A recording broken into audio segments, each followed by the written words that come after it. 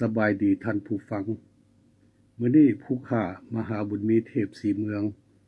ขอยกเอาหลักธรรมคำสั่งสอนของพระพุทธเจ้าที่สอนไว้ว่าอัตตาหิอัตโนนาโถตนแลเป็นที่เพิงของตนมาชี้แจงแสดงให้บรรดาท่านได้ฮู้ได้เข้าใจในหลักสัจธรรมข้อนี้ที่มนุษย์ชาติได้ถือเอาเป็นหลักปฏิบัติดำรงชีวิตสร้างตนเองให้เข้มแข็งดำรงคงตัวมาได้ยาวนานผ่านพาภัยธรรมชาติโรคภัยไข้เจ็บต่างๆฮู้จักพลิษเสบียงเข้าป่าอาหารสร้างที่อยู่อาศัยประดิษฐ์สร้างเครื่องใช้สอยมารับใช้การดำรงชีวิตให้สะดวกสบายและมีความเจริญก้าวหน้ามาโดยลำดับความเจริญก้าวหน้าของมนุษย์แม้นมนุษย์สร้างขึ้นมาเองแต่มีคนจำนวนหนึ่งหลงผิดคิดว่ามีสิ่งศักดิ์สิทธิ์เหนือธรรมชาติเช่นเทวดาฟ้าแทนเป็นผู้บันดาลให้เกิดมีข้าวปลาอาหารและวัตถุสิ่งของต่างๆขึ้นมาย้อนการไหว้วอนขอพรจากเทพเจ้าอยู่สวงสวรรค์ให้มาช่วยเหลือจึงได้สิ่งของต่างๆที่ตนต้องการอยากได้นั้นมาอยู่มากินใช้สอยดำรงชีวิตสืบต่อมาพระพุทธเจ้าได้เล็งเห็นความหลงผิดคือดังที่กล่าวมานี้จึงได้สั่งสอนชี้บอกให้สำนึกเห็นสัจธรรมที่ว่าอัตตาหิอัตโนนาโถแปลว่าตนแลเป็นที่เพิงของตนแน่ใส่เพื่อให้มนุษย์ได้เดินตามเส้นทางที่ถูกต้องมีความเชื่อมั่นในตนเองว่ามนุษย์เป็นผู้มีจุดดีพิเศษมีเบ้าสมองใหญ่กว่าสัตว์ทั้งหลายมนุษย์จึงมีสติปัญญาฉลาดลักแหลมสามารถ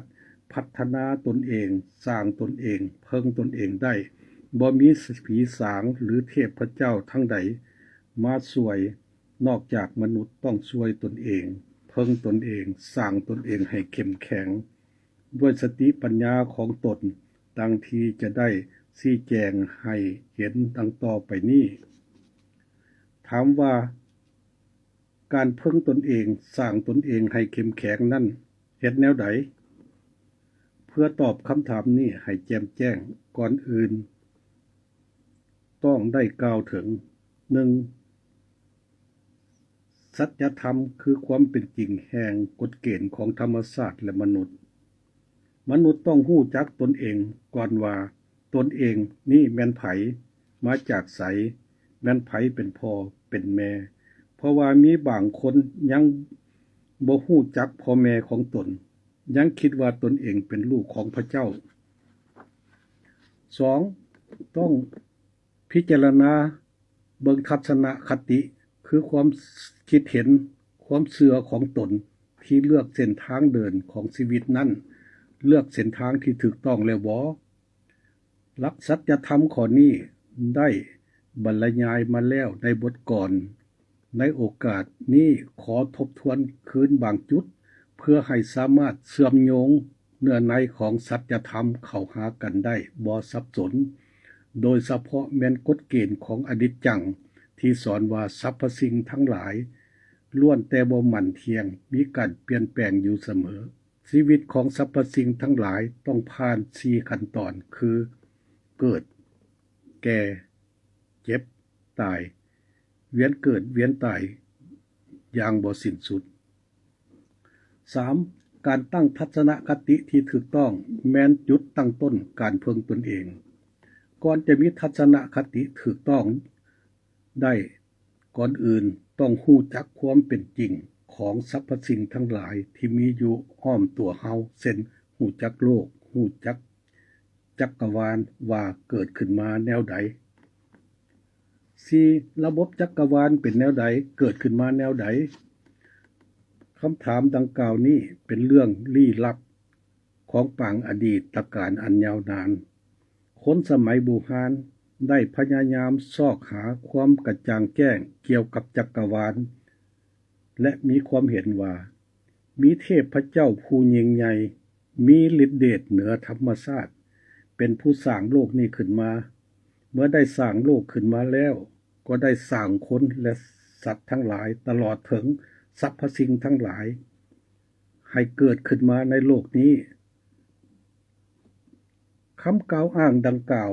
เป็นเพียงแต่ความคิดเห็นที่เป็นจินตนาการของบางกลุ่มคนที่มีความคิดเห็นแตกต่างกันและได้มีการบอกเล่าต่อๆกันมายาวนานจนกลายเป็นลัทธิความเชื่อถือหรือกลายเป็นศาสนาต่างๆหลายศาสนานักวิทยาศาสตร์ในยุคใหม่นี้บอกว่าบ่มีผู้ใดสร้างโลกและบอกว่าหน่วยโลกและจักรวาลเกิดขึ้นมาเองตามกฎเกณฑ์และการเปลี่ยนแปลงของธรรมชาติหากหน่วยโลกและจักรวาลเกิดขึ้นมาเองนั่นแม่นแนวใดนักวิทยาศาสตร์ยุคใหม่ได้ยกข้อมูลมาอธิบายให้ความกระจ่างแจ้งเกี่ยวกับเรื่องนี้ด้วยทฤษฎีที่เอิ้นว่าการระเบิดครั้งยิ่งใหญ่ของธรรมชาติที่ฮู้กันทั่วไปว่า Big Bang การเกิดระเบิดครั้งยิ่งใหญ่ดังกล่าวนั้นได้เกิดขึ้นมาโดนนานแล้วบ่ต่ำกว่า 15,000 ล้านปีผ่านมาแล้วทฤษฎี Big Bang กล่าวว่าเมื่อเกิดการระเบิดดังกล่าวขึ้นแล้วได้เกิดความร้อนขึ้นหลายที่สุดอุณหภูมิความร้อนสูงถึง 5,500 ล้านองศาเซลเซียสในขอบเขตของจักรวาลเมื่อการเวลาผ่านไปยาวนานหลายล้านปีระดับความร้อนของจักรวาลได้ค่อยๆเย็นลงเฮ็ดให้อนุภาคสำคัญต่างๆของจักรวาลเช่นนิวตรอนอิเล็กตรอนโปรตอนเกิดการรวมตัวเข้ากันตัวอย่างโปรตอนและนิวตรอนรวมตัวเข้ากันกลายเป็นอะตอมไฮโดรเจนและฮีเลียมก็ให้เกิดมีแสงสว่างกระจายออกไป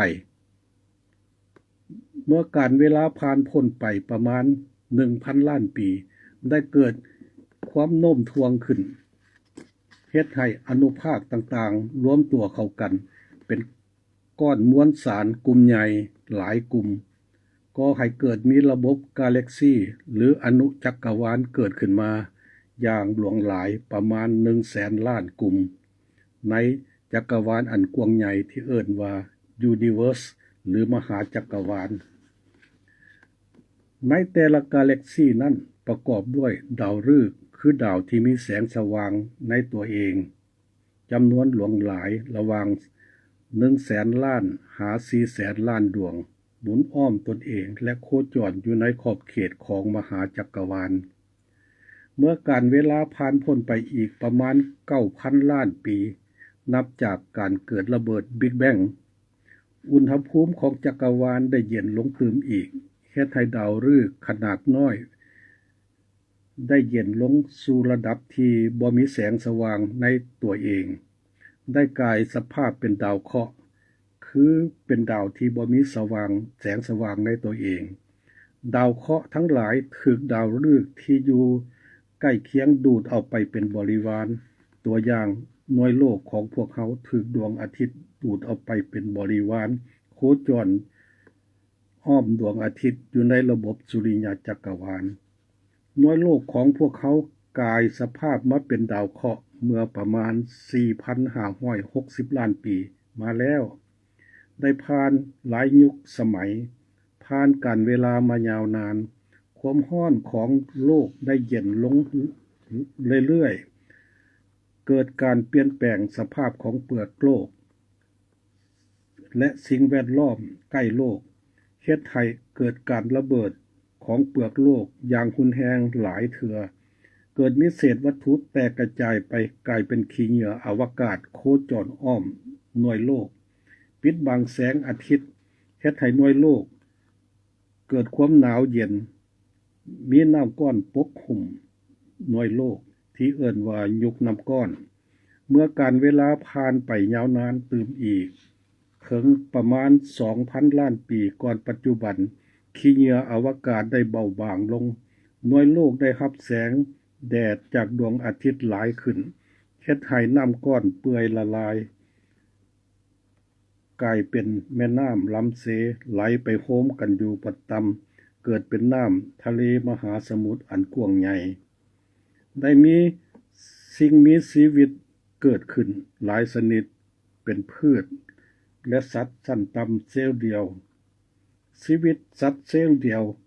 ได้ผ่านขั้นตอนวิวัฒนาการมาประมาณ 2,000 ล้านปีจึงกลายมาเป็นสัตว์คล้ายคือคนที่เอิ้นว่าทนีคนทนีคนปรากฏตัวขึ้นในโลกในระยะเวลา16 ล้านปี5 ล้านปีก่อนปัจจุบันมีสายพันธุ์